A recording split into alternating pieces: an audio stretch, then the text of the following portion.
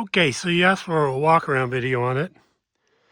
I don't really have my walk around video mindset today because I'm in about 1,000 different places. So I'll try to do the best I can and go over it with you.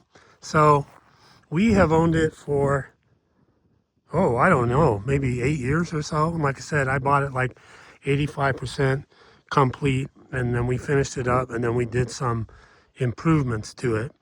As I discussed with you, we added initially put in a real good add-on cage, but then we had a Genrite cage installed professionally by our fabricator, and he TIG welded it. It's not just MIG welded. And then it was powder coated as well. And then it just had King shocks on it when we bought it, and we upgraded, and they were 2.0s. So we upgraded to 2.5 ADSs with reservoirs on them, and then also added on the bump stops, front and rear. So yeah, 2.5s, and you can see there's the reservoir and the bump stop in the back. It's got a 4-link suspension on it that is a mimic of a Genrite. It's not a Genrite, but it does have some Genrite components on it. It's got a Genrite sway bar that we added on the back. It's got the Genrite aluminum fuel cell on the back because it's a 4-link setup. I also, the upgrades we've done to it is it had just a Curry sway bar on it, which was just not up to the task. So I got a Brannock one, which is as heavy duty as you can get. And instead of those janky, spindly, all thread sway bar links that the Curry has, this has aluminum sway bar links so they won't bend. And then they had 2 torsion bar ratings on the Brannock, and I got the most extreme one. If it's too extreme, you can always swap it out for the lesser one. But she's a heavy girl, so I prefer having all the sway bar I can get. And it's very stable. It's tall, but it's wide.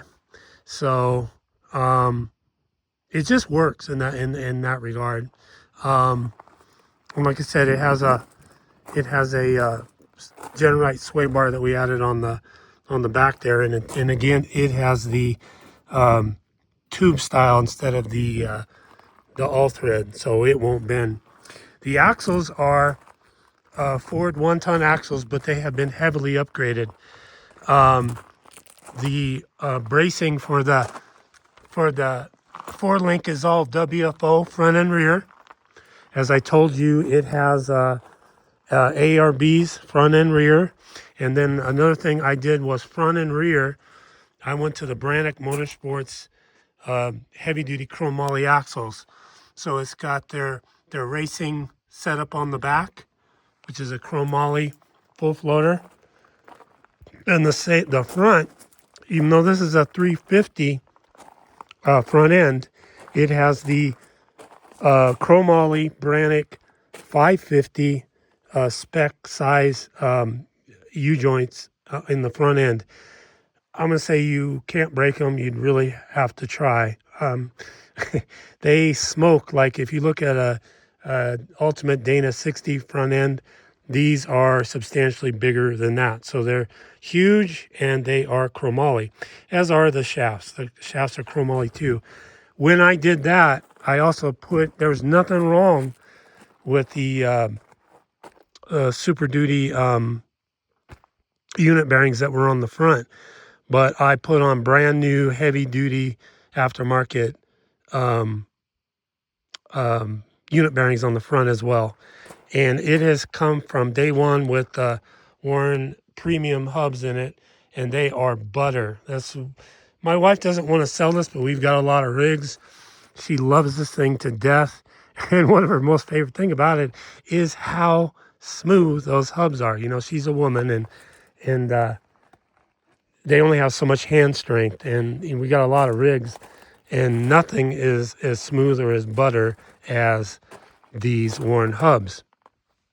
We just purchased the rig that doesn't have hubs, and she wants to see if we can put these hubs on it. That's how much she likes it. As I told you before, it has a Premier Power welder on it. I don't know if you're familiar with these things or not, but they are the bomb. And if you have a wife that loves to run a hair dryer, or you got a margarita machine, they have 110, so you can make margaritas, blow dry your hair, or run power tools off that. One of the things that I probably will be taking off this in place of it would be a brand new winch. This has a Xeon 12 in it, and I think I want to steal it off of it. And in its place would go a brand new Warren, brand new in a box, hasn't even been taken out, Warren with a synthetic rope on it. But I would love to retain that winch, even though it's old and a little weathered. I think that's what I want to do. But that's all up for discussion. It has Poison Spider, the original OG Poison Spider bumpers on this. They're the ones before they went cheap and went to China, and the welds on them are fantabulous. So it's got a stubby bumper on the front. Again, WFO bracketry on the front, and you can see the PSC steering ram on there. And that's the correct ram for this with axle. So you got full lock-to-lock turns on it. Poison Spider rocker guards on it, but they're an integral step.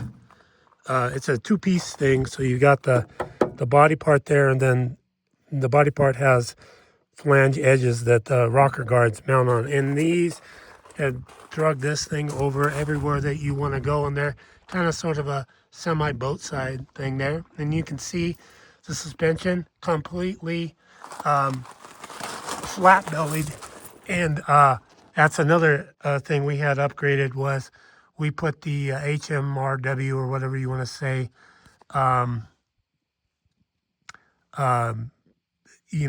skid material on it. So it had the flat belly on it. We added that to it. We added the fancy aluminum billet transmission pan there. It's a little deeper and it allows a lot more fluid. So when you're doing those insane climbs like out at Sand Hollow, it doesn't lurch or want for picking up enough oil to get you up those climbs. And if you can see on the skid plate, we did a little relief there on it, game planning for the future to allow for a skid plate to be added to go from there to the front of the motor. It wouldn't be 100% flat because of the rake of the motor, but you can see that I've never hit that skid plate, and it's been, everywhere. Rubicon, Ford Ice, just dozens of times. The only thing that's damaged in that regard is if you look real closely on the right side downpipe for the exhaust, it's got ding in it. We were going to get that fixed, but we're not going to do that if we're selling. As I told you, it has two oil leaks. One is I put an ICT block off plate, or it was a plate or something for the something to do with the oil system. I think the gasket in there needs to be replaced. I've got another gasket, and then I'm not certain if it has a leak in the rear main. It sits and it drips a little bit of oil. You take the plug out of the bell housing, and it's kind of damp in there, but it ain't pouring out or anything like that, But I mean, it's a used car, and it's a well-used car, so it ain't perfect. Just giving you full disclosure on everything. You can't see them, but it has rock lights on it as well. The drive shaft was recently rebuilt. when we did the Atlas. That's another thing we did. We put the Atlas in here. So it went from a 2.7 to a 3.8 on the gear reduction. And man, I tell you what, between the torque of the LS and the 6L80 with 6 gears instead of 3 or 4, which is like a 4 point, oh, it's deep, like maybe a 4.5 or 4.6 first gear with the 3.8. That allows us to keep the 488 gear sets in it, not go to 538s or 513s. So you keep that pinion really, really big and stout. So you're not going to shear off anything on the pinion. Anyway, what I'll do right now, because this is probably already too long for a video to send you, I'm going to cut it off right here and start another one.